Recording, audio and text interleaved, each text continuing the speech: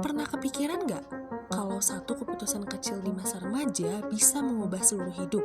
Tapi, hukum punya cara lain untuk merawat, bukan cuma menghukum. Yuk kita kulik gimana hukum modern merespon anak yang berkonflik dengan hukum. Aku Valia Nizalia Okta, mahasiswa UIN Sunan Gunung Jati Bandung. Lewat video ini, aku mau ngajak kamu melihat bagaimana tindak pidana khusus dibahas dalam perspektif peradilan anak, dan kenapa pendekatan ini jadi penting dalam hukum pidana hari ini. Di Indonesia, momen penting yang mengubah cara memperlakukan anak di ranah pidana adalah lahirnya Undang-Undang Sistem Peradilan Pidana Anak yang menempatkan perlindungan dan pemulihan sebagai prioritas, bukan sebagai hukuman. Salah satu revolusi besar, diversi. Artinya, perkara anak bisa dialihkan dari pengadilan ke proses di luar pengadilan. Mediasi, kompensasi, pembinaan, dengan tujuan menyembuhkan korban, mendidik pelaku, dan melibatkan komunitas.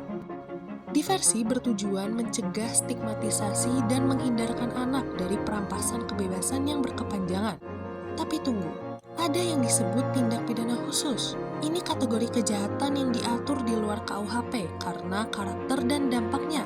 Korupsi, narkotika, pencucian uang, terorisme, kejahatan cyber, perdagangan orang, pelanggaran lingkungan, dan sejenisnya. Karena beresiko tinggi dan sering melibatkan jaringan atau teknologi, penanganannya juga berbeda. Pertanyaannya, bagaimana kalau anak terseret dalam tindak pidana khusus? Prinsip dasar UU SPPA tetap berlaku. Perlindungan, pembinaan, dan bila memungkinkan, diversi. Tapi praktiknya kompleks. Kasus dengan korban serius, ancaman keamanan, atau keterlibatan lintas negara sering menuntut penanganan khusus oleh aparat. Tetap saja, fokus harus menimbangkan kepentingan terbaik anak. Contohnya, dalam beberapa perkara narkotika, aparat menemukan anak di bawah umur yang dijadikan kurir. Mereka bukan pengendali, bukan pemilik jaringan, tapi korban eksploitasi. Disinilah peradilan anak diuji. Apakah anak ini harus dipenjara seperti pelaku dewasa, atau justru direhabilitasi dan dipulihkan?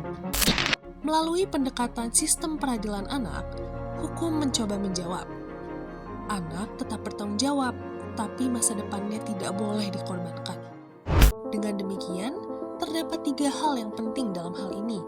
Pencegahan itu selalu lebih murah dan manusiawi daripada hukuman. Investasi di pendidikan, kesehatan mental, dan lingkungan sosial itu krusial.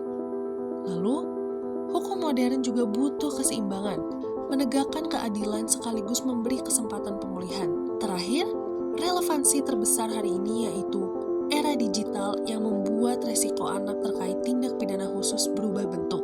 Sehingga dibutuhkan kebijakan dan program pembinaan yang juga harus adaptif dan berbasis bukti. Video ini dibuat sebagai bagian dari ujian akhir semester mata kuliah tindak pidana khusus.